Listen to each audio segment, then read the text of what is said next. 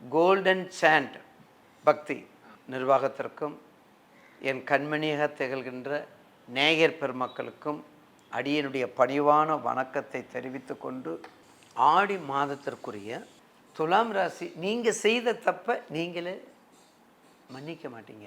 நீங்கள் செய்த தப்பை உங்களுக்கு பிடிக்காது. நீங்கள் செய்த தப்பை யார்கிட்டையும் சொல்லவும் மாட்டீங்க. அமைதியாக இருப்பீங்க, அமைதியாக இருப்பீங்க, சுகமாக இருப்பீங்க, கொஞ்சம் ப்ராப்பர்ட்டியோடு இருப்பீங்க, கொஞ்சம் கணவன் மனைவி உறவோடு நல்லா இருப்பீங்க. கடந்த காலத்தில் தான் இதை விட நல்லா இருந்திருப்பீங்க. ஏன்னா குரு பலத்தோடு இருந்திருக்கிறீங்க, குரு பலத்தோடு இருந்திருக்கீங்க. கடந்த காலத்தில் குரு பலத்தோடு இருந்திருக்கிறீங்க. அதனால் கண்டிப்பாக உங்களுக்கு ஒரு நல்ல வாய்ப்பு நீங்கள் பயன்படுத்தியிருக்கணும். எப்போ?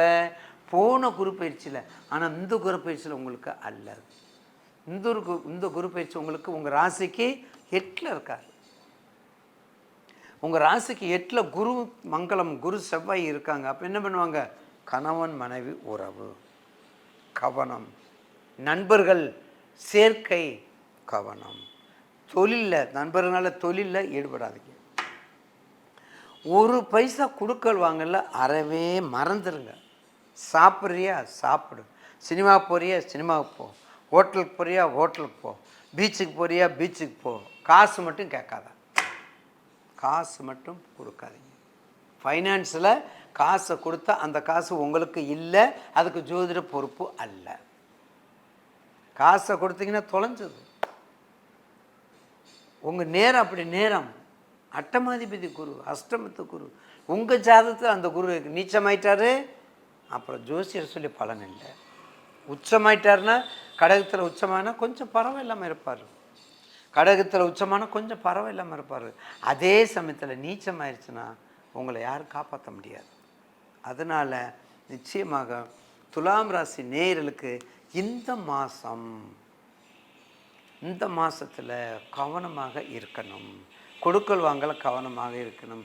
ஏன்னா உங்கள் ராசிக்கு 8ல் இருக்கார். அதே சமயத்தில் உங்கள் ராசிநாதன் உங்கள் ராசிக்கு 9ல் இருக்கார். 9 10க்கு வந்துட்டார். 9லேருந்து 10 11க்கு வந்துட்டார்.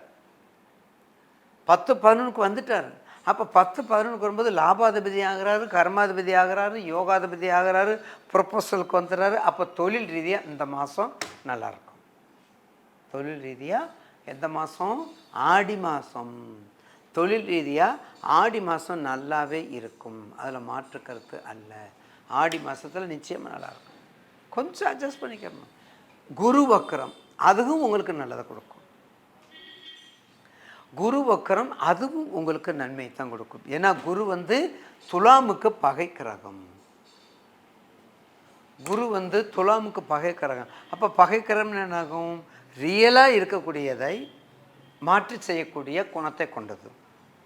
மாற்றாக இருக்கக்கூடியதை ரியலாக இருக்கக்கூடியதை செய்யக்கூடியது. அப்போது துலாமுக்கு குரு பகை கிரகம். ஏற்கனவே அவருக்கு 8ல் வர இருக்கார். அப்போ என்ன ஆகும்? சனி வக்கரம் கொஞ்சம் நெகட்டிவான பலனையும், சனி வக்கரம் கொஞ்சம் நெகட்டிவான பலனையும், குரு வக்கரம் மிக நல்ல பலனையும், குரு வக்கரம் மிக நல்ல பலனையும் கொடுக்கும் என்பதில் மாற்று கருத்து அல்ல.